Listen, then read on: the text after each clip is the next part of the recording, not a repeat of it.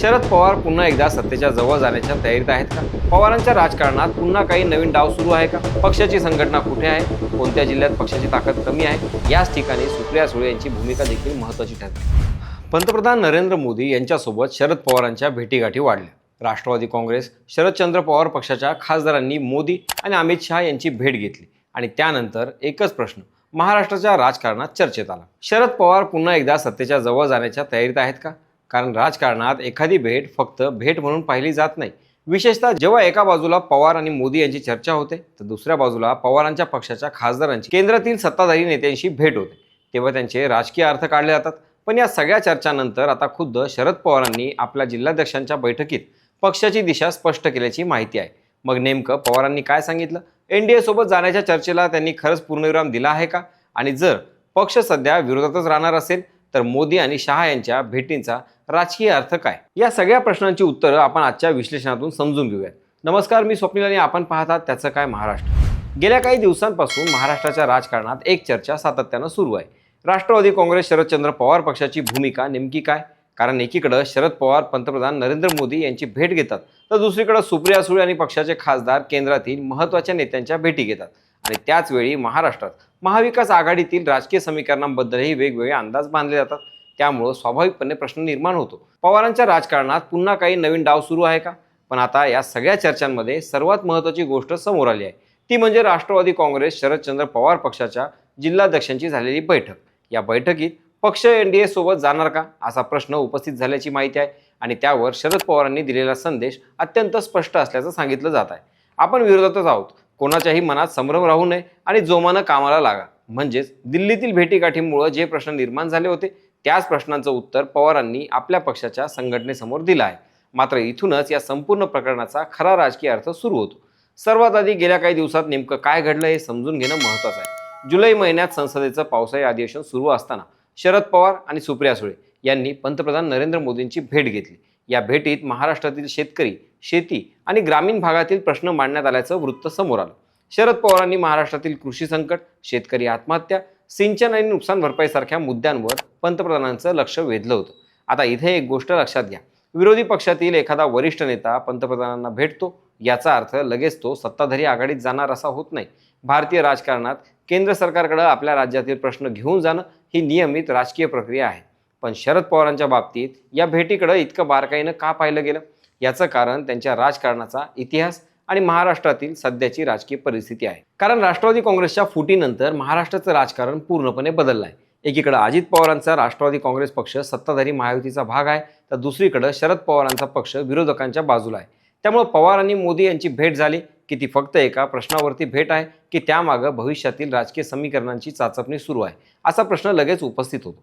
आणि या चर्चेला आणखी हवा मिळाली ती पुढच्या भेटींमुळे. राष्ट्रवादी काँग्रेस शरदचंद्र पवार पक्षाच्या सर्व 8 खासदारांनी पंतप्रधान नरेंद्र मोदी यांची भेट घेतल्याचं वृत्त आलं.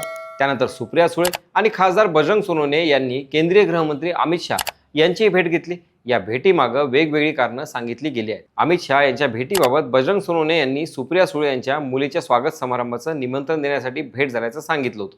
पण राजकारणात कारण काहीही असो, भेट कुणाशी झाली आणि कोणत्या काळात झाली हे तितकंच महत्त्वाचं असतं. विशेषतः त्याच काळात शरद पवार यांच्या पक्षाच्या एनडीए सोबत जाण्याच्या शक्यता चर्चेत असतात, तेव्हा या भेटी राजकीय चर्चेचा विषय बनतात. त्यामुळे महाराष्ट्रात प्रश्न विचारला जाऊ लागला, शरद पवारांची राष्ट्रवादी पुन्हा भाजपच्या जवळ जाणार आहे का? या चर्चेचा दुसरा महत्त्वाचा भाग म्हणजे राष्ट्रवादी काँग्रेसच्या 2 गटांमधील संबंध.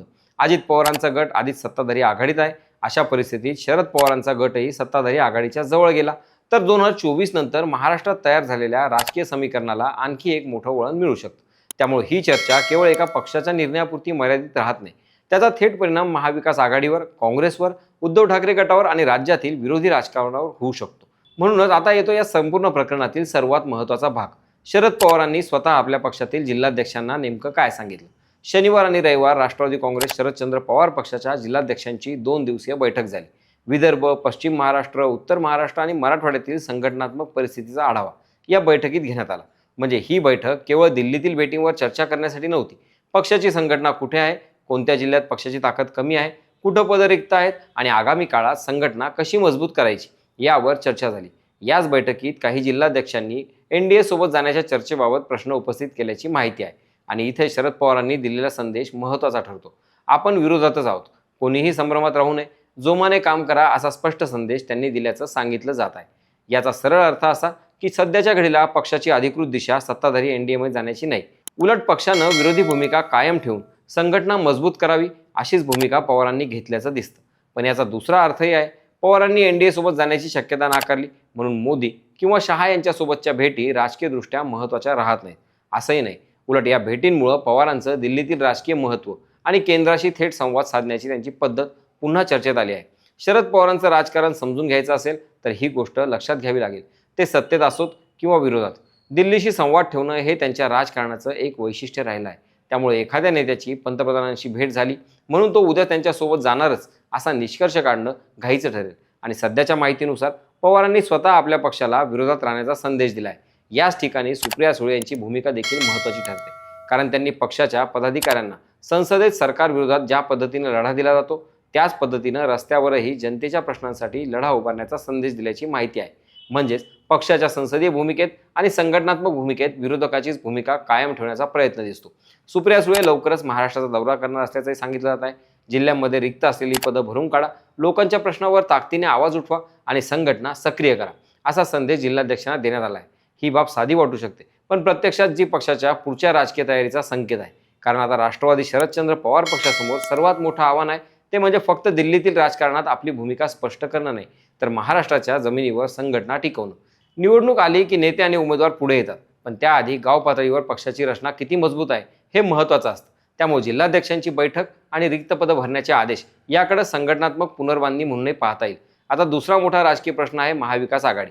जर शरद पवारांचा पक्ष एनडीएमध्ये जाणार अशी चर्चा वाढत राहिली असती तर त्याचा सर्वात पहिला धक्का महाविकास आघाडीच्या राजकीय विश्वासार्हतेला बसला असता.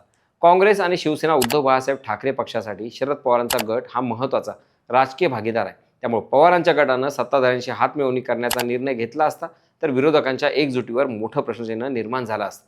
पण सध्या पवारांनी दिलेल्या संदेशामुळे हा संभ्रम काही प्रमाणात दूर होण्याची शक्यता आहे. म्हणजे दिल्लीमध्ये संवाद असू शकतो, भेटी होऊ शकतात, काही मुद्द्यावर केंद्र सरकारशी चर्चा होऊ शकते, पण याचा अर्थ लगेच आघाडी बदल असा होत नाही. आणखी एक महत्त्वाचा मुद्दा म्हणजे भाजपची भूमिका. भाजपकडूनही या भेटींचा अर्थ थेट शरद पवारांचा पक्ष एनडीएमध्ये येणार असा अधिकृत निष्कर्ष काढण्यात आलेला नाही. मुख्यमंत्री देवेंद्र फडणवीस यांनीही खासदारांच्या पंतप्रधानांसोबतच्या भेटीचा अर्थ संपूर्ण पक्ष भाजपसोबत येणार असा लावणं चुकीचं असल्याचं म्हटलं होतं. म्हणजे सध्या दोन्ही बाजूंनी राजकीय दारं पूर्णपणे बंद आहेत असं म्हणता येत नाही, पण पक्षानं आघाडी बदलण्याचा निर्णय घेतला आहे असं म्हणण्याइतकी अधिकृत माहिती नाही. आणि म्हणूनच या संपूर्ण प्रकरणाकडे पवार एनडीएमध्ये जाणार की नाही या एका प्रश्नातून न पाहता पवारांच्या राजकारणातील व्यापक रणनीती म्हणून पाहणं अधिक योग्य ठरतं. तुम्हाला काय वाटतं, भविष्यात शरद पवारांचा पक्ष हा एनडीएमध्ये सामील होईल की नाही? तुमचं मत कमेंटमध्ये नक्की कळवा. बाकी राजकारणाच्या आखाड्यात आपली नजर कायम असणारच आहे, तेव्हा कुठेही जाऊ नका, पाहत राहा, सबस्क्राईब करा. त्याचं काय महाराष्ट्र.